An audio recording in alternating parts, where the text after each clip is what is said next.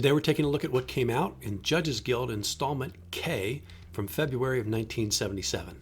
Please stick around. I'm AZ Mountaineer. This is our channel, Old School Rules, where we celebrate the community of old school gamers and grognards who like classic RPGs, miniatures, magazines, and everything that goes with it. This video continues our look at one of my favorite third-party producers of fantasy role-playing game products, in particular products for Dungeons & Dragons. This is Judges Guild, and it's a look at their third installment they sent to their subscribers in February of 1977. It's called Installment K. Hope you enjoy the video. Welcome back to our discussion of the products of Judges Guild. We've done the first couple installments, and we're up to February of 1977. They're back to, I think it's an every other month schedule. This is one of my favorite companies, that all kinds of really interesting insight to what was going on in the hobby, early ideas, and just really good fun things to share. This is Installment K, and it's sort of like a lot of the first couple. 1977, Bob and Bill. Bob is the driving force, creative force in the company. If you would have purchased these not through subscription but just sent in for them, it would have been $4.50. With Installment K, you got the following: Journal K, Booklet K, a couple of campaign maps, a map of one of the little areas on that map, and a reference chart. And I think the reference charts, after next installment, they packaged all of those together, and then you could buy those as a separate item. That's also, I think, the end of the installments. So here is the journal. This is Installment K, and again, it's a legal size piece of paper. It's two-sided. And you get the typical thing. This is, I think, mostly Bob. Maybe some stuff is in here from Bill. He talks about a few things. So some sort of comments on prior booklets. He talks about the mithril and adamantite metals and says, look, a couple of things. One, they get the bonuses because they're extra hard. They're not enchanted. You shouldn't be able to buy that stuff off the rack. So this is going to be, you're going to have to find the ore, essentially. And you're going to have enough gold to pay a skilled armorer to make this stuff. And so there's, obviously something you could do in your campaign. Also with those gems that might have some magic properties, he says, characters should never know that. The way he does it, apparently, is make you cast detect magic on each item, one after one after one, to try and find it. And of course, even if you detected magic, you wouldn't know what it did. One of the things he says to you, this is good sage wisdom: nothing will unbalance your campaign quicker than too much magic, too much gold, or too much boredom. And of course, I think too much magic and gold leads to too much boredom. He mentions there's an event at the Illinois Central College, the annual regional wargaming fair. He invites people to come to that. Talks about some different things he's got in, comments from different people. Says he's not sure whether they're going to do letters or not. He said, it's not clear that the people who are getting their materials want to see a letters column, but they're thinking about it. He also talks about this idea of, should we give you more detail with these dungeons? Remember, the first two installments had levels of dungeons with no information at all. The last time they had the Sunstone Caverns, and he gave you sort of basic information, but you had to flesh it all out yourself. And he said initially people said, we'd rather have more items than, spend all the pages and the money making one dungeon with detail. He said, but now we're getting comments to running 2-to-1 in favor of, give us all the detail. He said, so look, that's what we'll do. And you'll see that going forward, where we start getting something that's a little closer to what we think of as a module adventure, will be the product that you would get in your subscription going forward. And then eventually they just sort of produce those off the rack. So they say they're going to do that. Some different ideas for like a magic item that came in here. He has some ideas, if you want to get into those kind of details, about how many acres of land you need to farm to create a bushel of food, and like whether you have horses or oxen or doing it by hand. And I don't like to get into that real world mechanics, but clearly a lot of people did, and Bob's one of those guys who likes to get into detail with charts and calculations and stuff like that. Okay, so that's probably enough from this. I think I hit all the highlights on this one. And then at the very end, he's got his booty list, And the booty list here, we're up to item number 20. That's what you're getting this time around will be we'll get you to item number 20. Okay. So booklet K, and I gotta say, unfortunately for me, this is one I forgot to get back when I was building my collection, or I have misplaced it. I'm not sure which. This is the typical, sort of like a half-sized piece of paper, like a legal size folded in half and stapled that we're used to.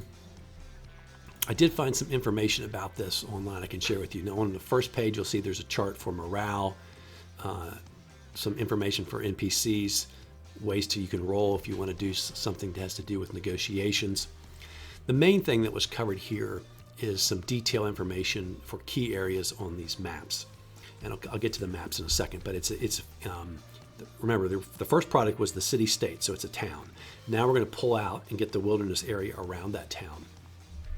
So it gives you some key information. Remember, installment J had Thunderhold, right, where the dwarves were, that was near the city-state. So he's already starting to flesh out the area around, so when you can do some wilderness adventure travel. So there's information about that, some islands that are off the coast if your characters want to get over there. A little place called Hag Hill, and we'll show you the map that came with that as well. And then some general information about some people who live in different villages.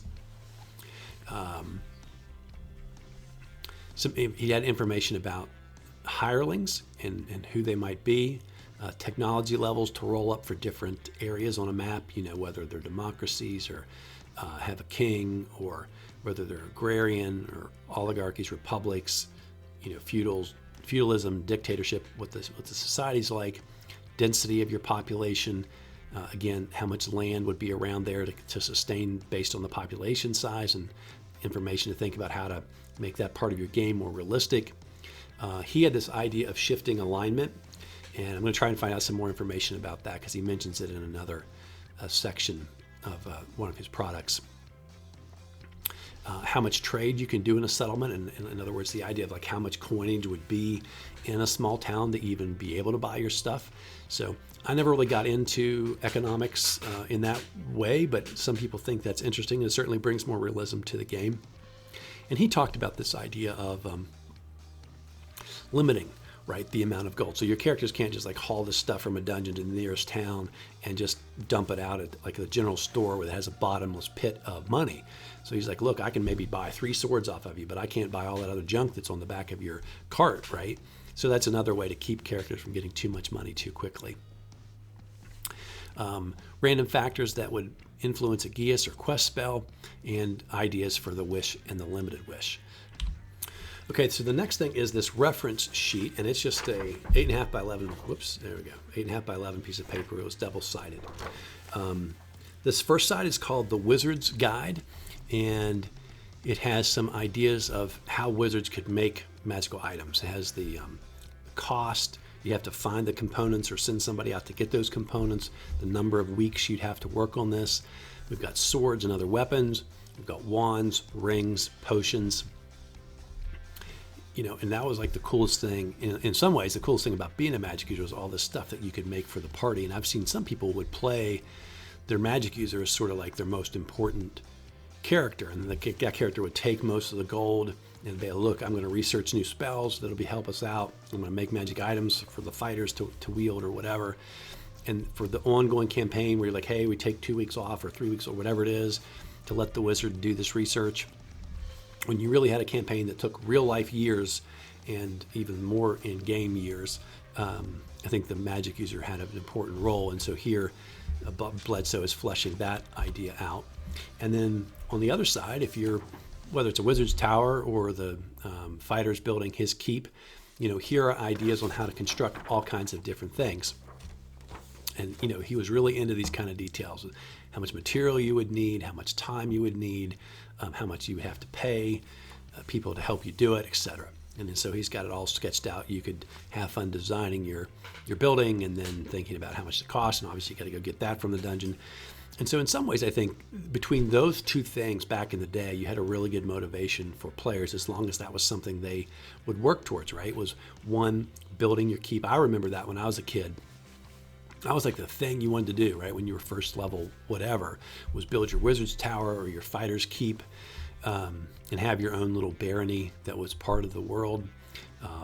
That was like the thing you would work for. And of course, if you have the magic user, then working towards making magic items for your party members would be another thing that would be really cool. I mean, you'd have to decide if you're not going to give that in the game, then maybe that's how players would get it right. You'd have to have a high-level magic user in the party and then give the magic user a bunch of the gold so that he or she could make stuff for you. Anyway, something to think about for your campaign as a way to motivate players if you want to get something that has a good old school feel to it. All right, here's one of the coolest things of these maps. And so this 11.5 by 17 is this sort of heavy stock brown paper. And this is the judge's map, and the same size as the player's map, except we'll show in a second, less detail. So this is the judge's map. It has all this detail if you zoom in these different sections. And so here in these, the woods, on the western side in the middle is the city-state. And so we'll blow that up here.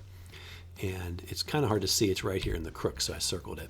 That's where the city-state of the Invincible Overlord was on the map, right? So let's bounce back so you can see where that is right here in the middle. And this is the wilderness area you could explore. The installment J, where the dwarves have their stronghold, is sort of due north from here. Here's the player's map. There's hardly anything on here. The city-state's labeled. A little bit of those woods are labeled.